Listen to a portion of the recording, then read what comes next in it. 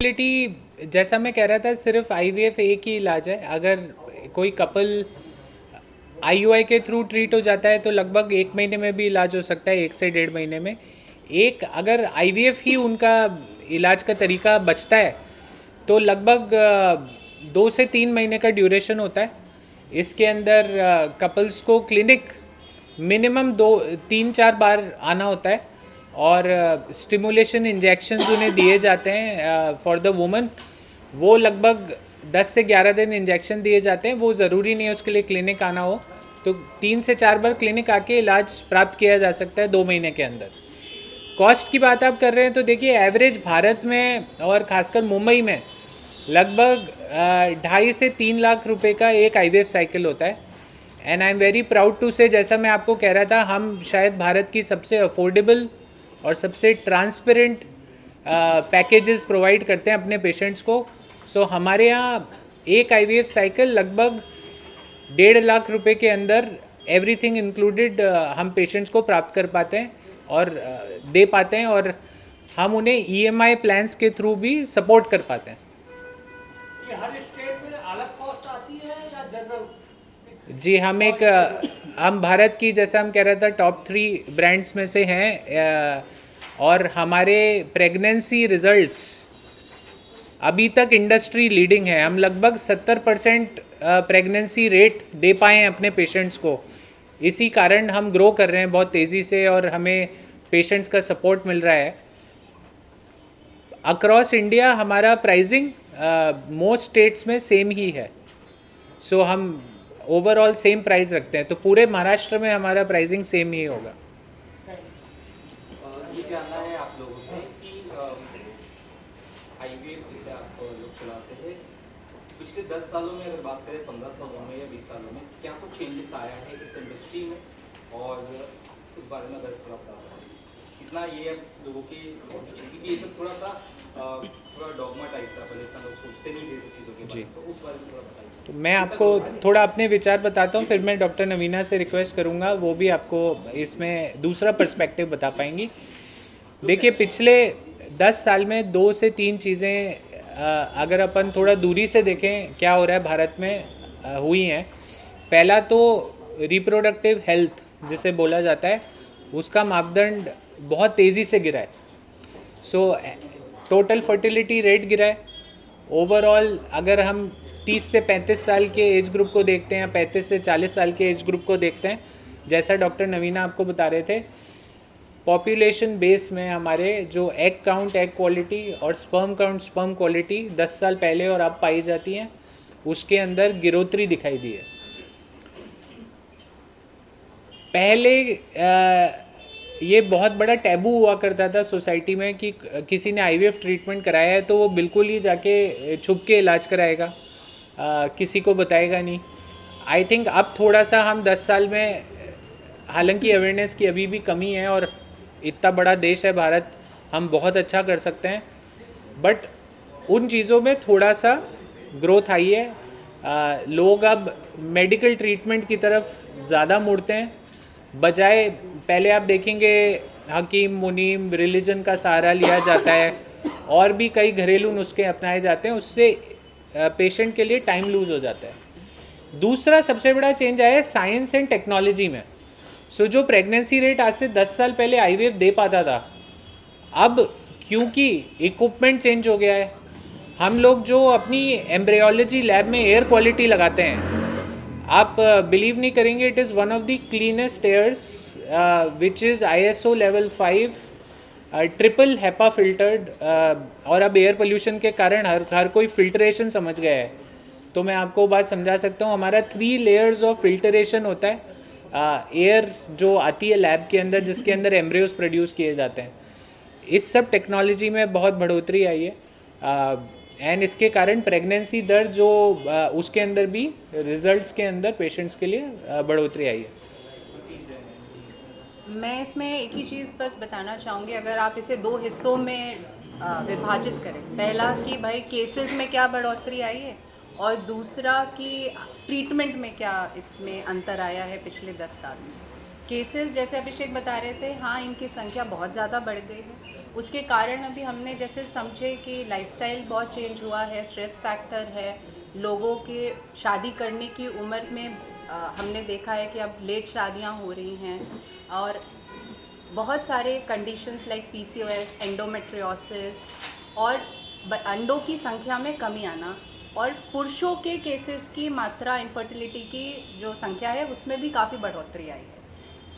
अगर हम केसेस के बारे में बात करें पिछले 10 साल में, तो जो इनफर्टिलिटी की संख्या थी, जो परसेंटेज था, उसमें बहुत कारणों से बढ़ोतरी आई। लेकिन अब ट्रीटमेंट की अगर हम बात करें तो ट्रीटमेंट में भी साइंस ने बहुत ज़्यादा इसमें सफलता प्राप्त करी है। पहले जो 10 साल जो ट्रीटमेंट पहले होता था, आज उससे हम कई ज़्यादा साइंस ने इस क्षेत्र में काफ़ी सफलता प्राप्त करी हुई है।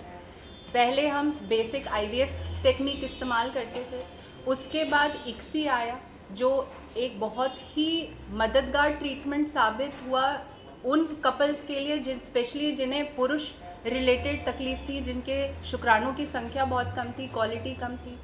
फिर हम आगे बढ़े, लेज़र असिस्टेड हैचिंग, ब्लास्टोसिस्ट, ये सब ट्रीटमेंट में एक एक करके हर एक बढ़ोतरी ही पाई जाएगी। आज हम उस लेवल पे साइंस बढ़ गया है जहाँ पे हम AI के बारे में बात कर रहे हैं, जहाँ हम रेडियो फ्रिक्वेंसी टेस्टिंग के बारे में, आइडेंटिफिकेशन के बारे में बात कर रहे हैं, RI के बारे में बात कर रहे हैं। अगर आप साइंस ट्रीटमेंट में भी बात करें तो डेफिनेटली उसमें भी बहुत ज़्यादा बढ़ोतरी आई है। लेकिन अब हमें ये ध्यान देखना है कि हम इसका प्रिवेंशन भी करें, ना सिर्फ ट्रीटमेंट की तरफ भागें। तो ये तभी संभव होगा जब हम एकत्र होकर इसकी तरफ ध्यान देंगे। नॉर्मल जनता के हिसाब से एकदम बेसिक सोच से अगर देखा जाए या सोचा जाए तो एक नॉर्मल जो एज था पहले, जैसे कि 21-20 के साल में लड़की शादी करें, जो 28-29-30 तक हो गया, किस एज में एक लड़की को शादी करना चाहिए, एक लड़के को शादी करना चाहिए, और कैसे? ये क्वेश्चन बहुत ही गलत मैं बोलूँगी, इसको मैं सही तरीके से बोलना चाहूँगी, क्योंकि आप शादी के लिए आप किसी को नहीं बोल सकते, राइट। अगर मैं बोलूँ कि आप अपने रिप्रोडक्टिव हेल्थ के बारे में कब से इस चीज़ को थोड़ा सा सीरियसली लें, या इसके बारे में आप सतर्क हो जाएं और इसके बारे में आप जांचें शुरू कर दें, तो हर वो महिला, हर वो पुरुष जो 25 साल से ऊपर है और 35 तक है। आज आप लोग मीडिया से आपने तो पहले ही देखा होगा कि आज एग फ्रीजिंग के बारे में बहुत ज़्यादा चर्चाएं हो रही हैं। बहुत सारे डॉक्टर्स, बहुत सारे सेलिब्रिटीज़ आज सामने आके एग फ्रीजिंग के बारे में बहुत खुल के बात कर रहे हैं। ऐसा नहीं है कि एग फ्रीजिंग पहले नहीं होता था, पहले भी होता था, लेकिन लोग इसके बारे में बात कम करते थे। ये इतना एफोर्डेबल ट्रीटमेंट नहीं माना जाता था। पहले लोग सोचते थे कि सिर्फ जो काफ़ी ऊपर दर्जे के लोग हैं यही वो ट्रीटमेंट, इसका बेनिफिट उठा सकते हैं, इसका फ़ायदा उठा सकते हैं। लेकिन आज इसकी इतनी ज़्यादा ज़रूरत हो चुकी है। आप पूरे केसेस को देखें तो मैं हर वो महिला जो 25 साल के ऊपर है उनसे ये रिक्वेस्ट करूँगी कि वो अपने रिप्रोडक्टिव हेल्थ की जांच करें। हर पुरुष को अपना एक सीमेन एनालिसिस चेक कर लेना चाहिए। अगर उनकी रिपोर्टों में नॉर्मल चीज़ें रिपोर्ट हो रही हैं तो अपने डॉक्टर से, अपने रिप्रोडक्टिव कंसल्टेंट से अपने खान पीन, अपने लाइफस्टाइल के बारे में चर्चा करें। इसे कैसे आगे आप मेंटेन करें उसके बारे में बात करें। लेकिन मान लीजिए कि रिपोर्ट में कुछ ऐसी जानकारी प्राप्त हुई जो आपके लिए अलर्ट है, जो बहुत चेताने वाली बात है, तब आपको एक सही समय पे ट्रीटमेंट करने का मौका मिलता है। ये हमेशा हमें ध्यान रखना है कि कोई भी चीज़ का सफलता दर उस ट्रीटमेंट को कब किया गया, किस समय किया गया, उस पर बहुत निर्धारित है।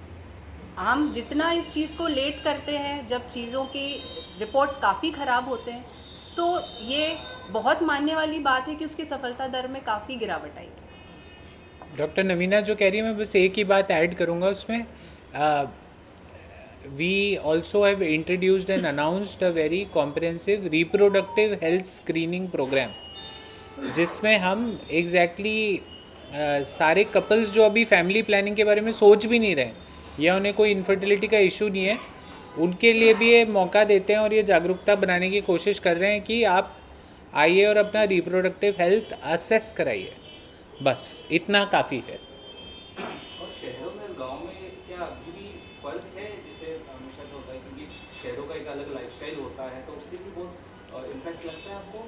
जितना डेटा पब्लिश किया गया है उसके अकॉर्डिंग इनफर्टिलिटी रेट या जो इंसिडेंस रेट बोलते हैं किसी भी कंडीशन की, वो ये कहा नहीं जा सकता कि शहरों में ज़्यादा है, गांवों में कम है, नॉर्थ में ज़्यादा है, साउथ में कम है। तो आई थिंक सब तरफ लगभग सिमिलर, जो मैंने 6 में से 1 कपल वाली बात आपको बताई, वो लगभग मोटे तौर पे भारत के अर्बन या रूरल हर क्षेत्र में पाई जा रही है और ये बढ़ ही रही है।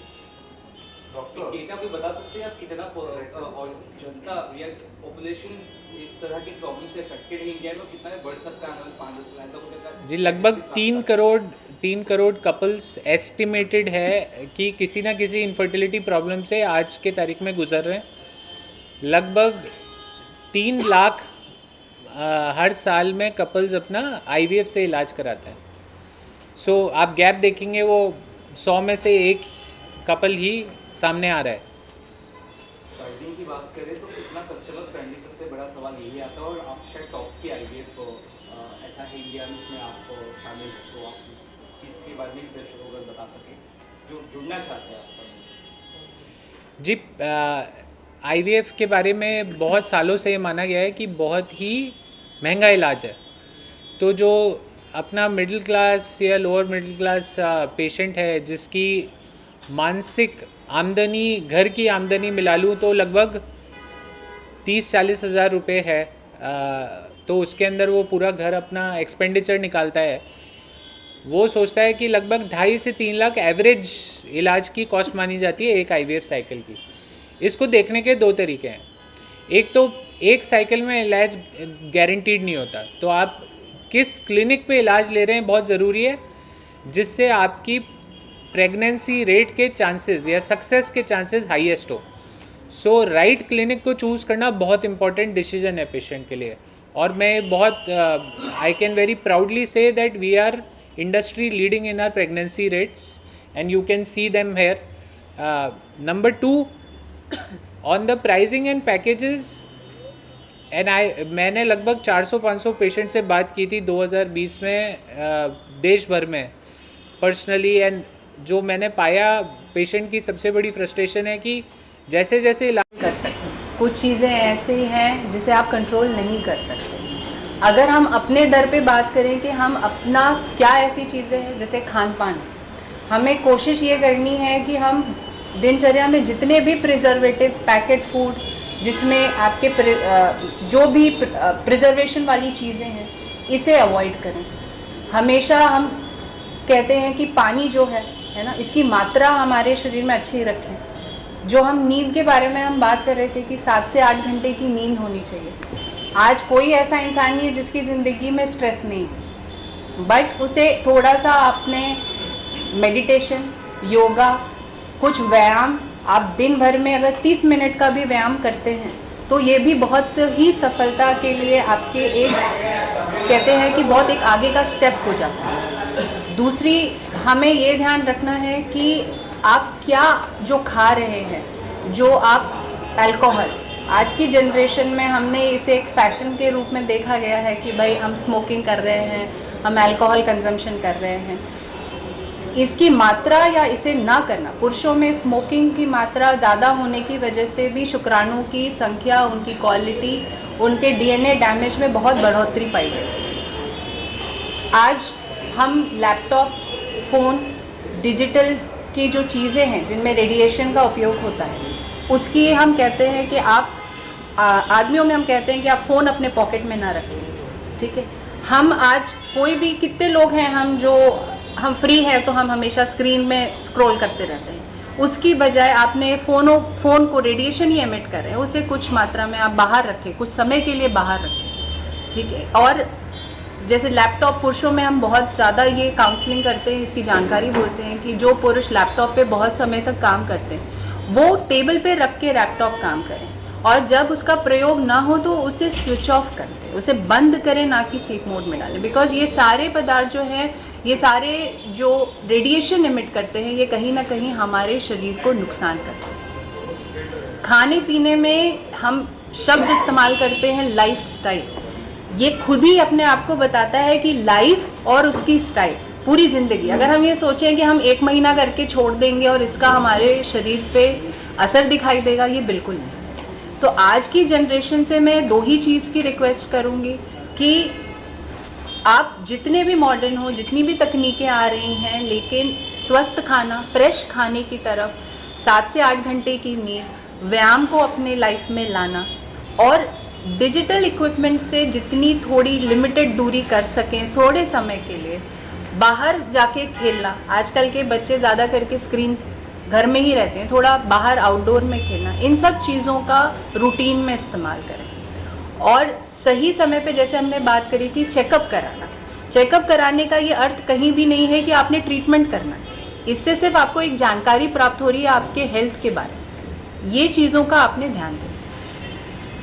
मैं लास्ट सवाल आपसे पूछना चाहूँगा, यंग फीमेल स्पेशली ऐसी भी महिलाएं आपके यहाँ पे आती होंगी जिनको कहीं ना कहीं बच्चे के लिए प्रेशर, जैसे फैमिली नॉर्मली होता ही इंडियन फैमिली में, ऐसे भी क्या पेशेंट्स आपके यहाँ पर आते हैं और क्या उनका कैसा रहता है साइकोलॉजी, कैसे थोड़ा सा अगर देखिए, भारत में तो ये तकलीफ़ बहुत शुरू से चली आई है। आप सबने ये देखा होगा कि बहुत सारे ऐसे फाइल्स आती हैं हमारे पास जहाँ पे सिर्फ फीमेल की जांचें हुई हैं, मेल की कभी जांचें ही नहीं हुई। तो ये आप मान के चल लें कि उन्होंने ये तो दिमाग में अपने बैठा लिया था कि ये महिला की ही गलती थी, पुरुष की कोई चेकअप ही नहीं किया। ये मैं डॉक्टर की भी मानसिक सोच के बारे में बता रही हूँ। और जब एक फर्टिलिटी डॉक्टर इसे चेक करता है, बिकॉज हमें ये पता है कि प्रेगनेंसी दोनों के 50-50% कंट्रीब्यूशन के हिसाब से होती है। सो जब हम महिला को चेक कर रहे हैं तो हमें एक बार तो पुरुष को चेक करना ही करना है। ये भले ठीक है उनकी रिपोर्ट नॉर्मल आ रही है, बट आप एक बार भी ना चेक करें, ये गलत तरीका है। तो आप जब ऐसे, हमने बहुत केसेस देखे कि जब हमने पुरुष की चेकअप करी और उसमें हमें फिर दिक्कतें पाई। लेकिन आज भी हमारी सोसाइटी, हम कितने भी एडवांस हो गए हैं, किसी भी सोसाइटी स्ट्रेटा को हम बिलोंग करें, ये प्रेशर महिलाओं के ऊपर हमेशा रहा है। स्ट्रगल करण्यामध्ये काही लोकांची वेळ निघून जातो, स्ट्रगल शिकण्यामध्ये, एज्युकेशनमध्ये, नोकरीमध्ये काही मुलीची संख्या होऊ शकतो 40-42, त्याच्यावर मुलाची संख्या ज्यावेळेस कधी 30 असतो, ज्यावेळेस 35 असतो, ह्या पद्धतीने अगर लग्न, अगर विवाह जर झाला, त्यांचे संबंध वयामध्ये जर डिफरन्स जर असेल, त्यांच्यामध्ये हा इश्यू होऊ शकतो का? ये जो इशू है ये शादी को नहीं देख के होता। आपने 25-28 की उम्र में शादी करे हो या आप 40, डिफरेंस के बाद अगर लेडीज का उम्र अगर 40 प्लस होगा, हाँ, मैं उसी पे 35 है, मला कळलं तुम्ही काय सांगितलं, मला कळलं नाही। इसमें बस यही है कि औरतों में जैसे उनकी उम्र बढ़ती है, उनके अंडों की संख्या में गिरावट आने लगती है। जब हम कहते हैं 30 की उम्र में, ये गिरावट में बहुत तेज़ी से बढ़ोतरी होनी शुरू हो जाती है। 35-40 में ये संख्या में भी और इनकी गुणवत्ता में भी बहुत ज़्यादा तेज़ी से गिरावट आती है।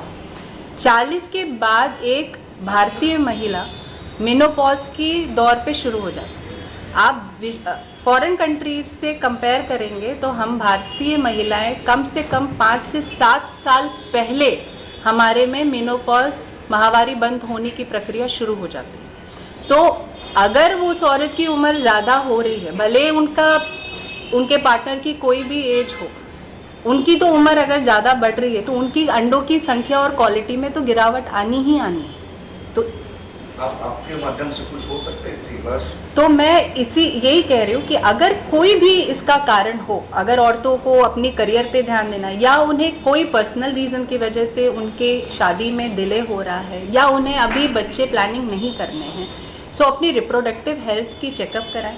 और आज साइंस इसी चीज़ के लिए, और बिरला फर्टिलिटी ने भी ये बहुत बड़ा इनिशिएटिव लिया है कि एग फ्रीजिंग जैसी आज तकनीक हमारे पास उपलब्ध है, जिससे आप इसका उपयोग करके, आपने अगर एक 30 की उम्र में अपने अंडे फ्रीज करा लिए, अब आप किसी भी कारणवश आपने ये निर्णय लिया कि आपको 35 या उसके बाद प्रेगनेंसी के बारे में सोचना है या प्लान करना है, बट आप ये 30 की उम्र के फ्रीज अंडों का इस्तेमाल कर सकते हैं। अब ये सोचने वाली बात है कि जब मैंने 35-36 की उम्र में प्रेगनेंसी प्लानिंग करी, उसके अंडों की गुणवत्ता और 30 की उम्र में जो मैंने अपने अंडे फ्रीज किए थे उनकी गुणवत्ता में कितना अंतर होगा।